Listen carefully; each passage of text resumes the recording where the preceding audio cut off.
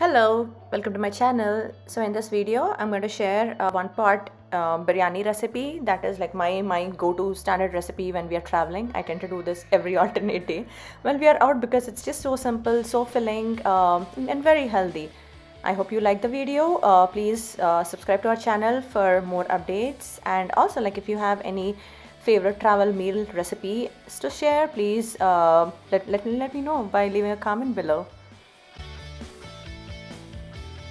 Okay, so here are the ingredients: chopped onions, potato, frozen carrot, frozen peas and corn. These are beans from our backyard. These are raw tomatoes. Again, not a conventional biryani vegetable, but there was this branch that was just falling apart, so we harvested whatever green tomatoes there were on the branch. Like why waste them, right? In the biryani, you can't really tell the difference anyway. And carrots, so that's mint, also from our backyard. Now let's get started. Oh, and then I have some ginger garlic paste on the side. So this is my classic one pot biryani recipe that I use when I cook meals at hotels.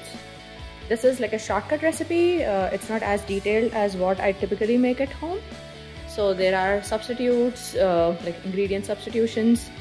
I skip some recipe steps. Like, who wants to cook an elaborate meal when they're traveling, right? So, okay, I'm throwing this on in saute mode. Oil.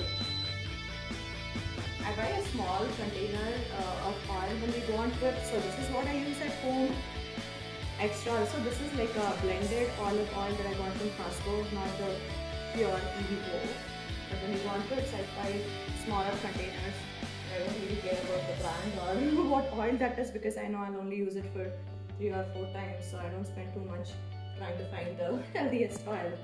Now while the oil is heating up, so typically I add the whole biryani masalas like cinnamon, cloves, cardamom, biryani leaf, etc. But since this is hotel cooking, I am going to skip all of those steps and go straight into frying the onions.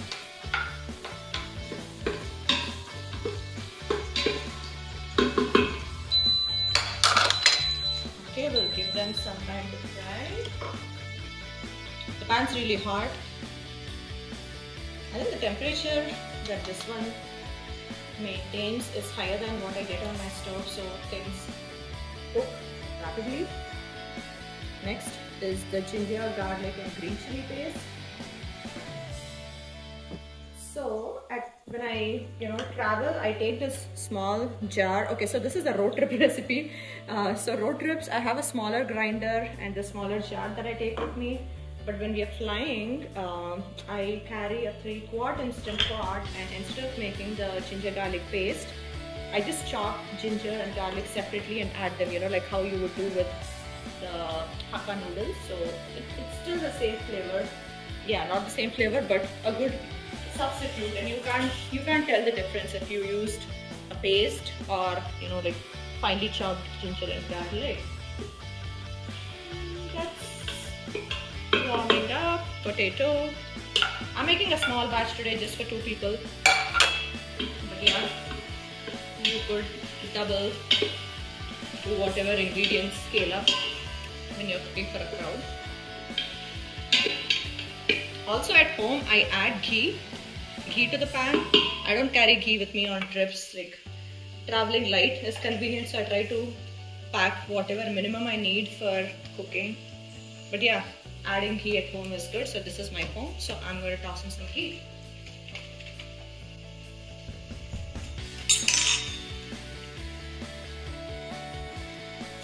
I never used to be a Costco shopper until like 5 years ago, when a new Costco opened up closer to home. So before that, I would visit Costco once every year and do like $1,000 worth shopping, and that's it. I would never step into Costco for the rest of the year. But now we have a warehouse 15 minutes away, so that is an incentive. That's a plus. Okay, now I'm going to add the vegetables one by one. Yeah, you can give each vegetable its time to really cook and all that, but when you're in a hotel, you won't have much time. So I just drop everything back to back. Still works out.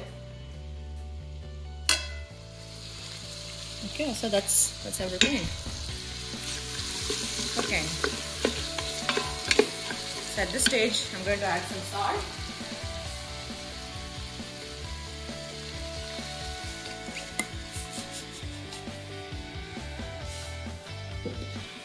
Mix.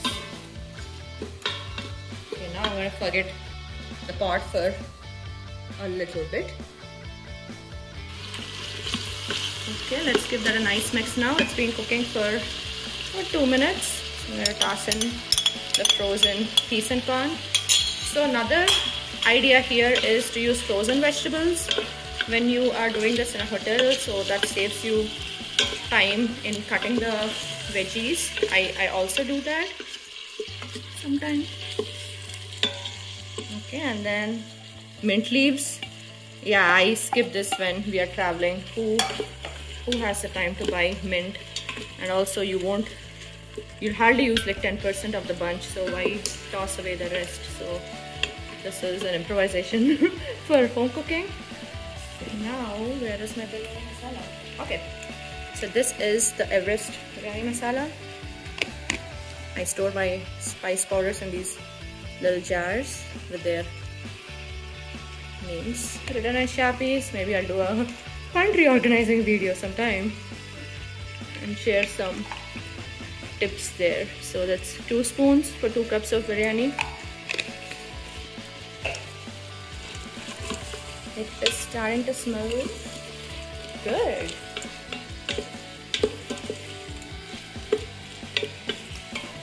Okay, so you may feel like I'm rushing through this, but yeah, you know, ultimately when you cook this in an Instant Pot for 6 minutes, it doesn't matter in what order you add your ingredients, because it's like so efficient at cooking.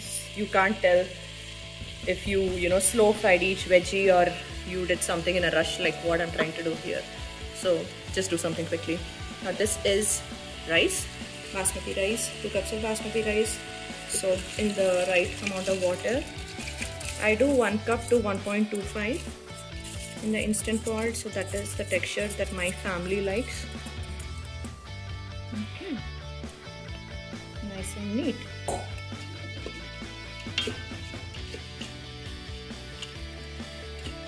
Okay, now before I close the lid, this is when I do the little salt check. You can add salt after cooking, but you know, I don't like to disturb the texture by mixing too much. So when I taste it now, it has to be like really salty, like overly salty to my taste. So that's when the end product tastes right. Okay, some more. A little more. Okay, that should be enough.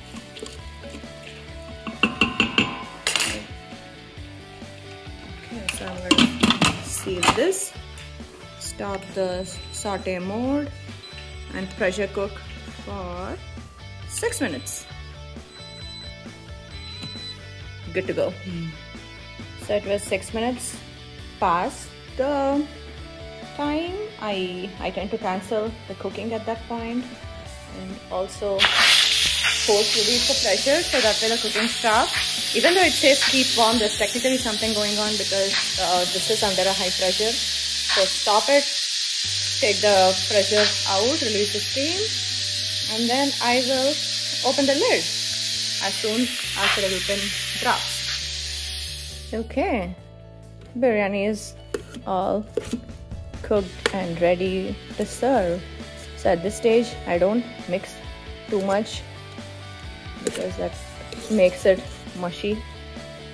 Give it a gentle mix so the veggies are distributed. It's a nice steaming hot. Okay, so that's the travel meal.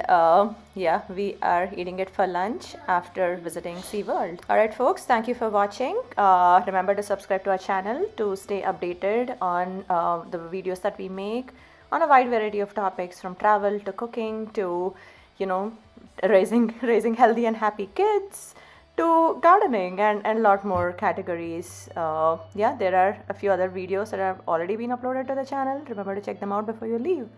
See you soon. Bye bye.